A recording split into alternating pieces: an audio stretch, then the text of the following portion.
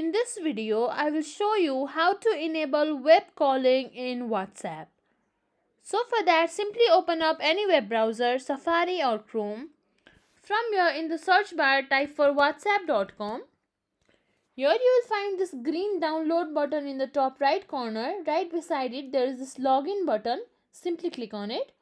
Once you click on it, a link a device QR code will pop up on the screen. What you'll have to do is you'll simply have to grab your phone. From there, go to WhatsApp and then there you will find this camera icon. From there, simply scan the QR code.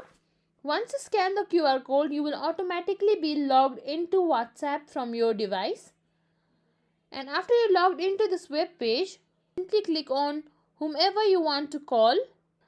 From here, click on this call icon. You can click on this video call icon for video calls, or you can simply click on this 3 lines menu bar.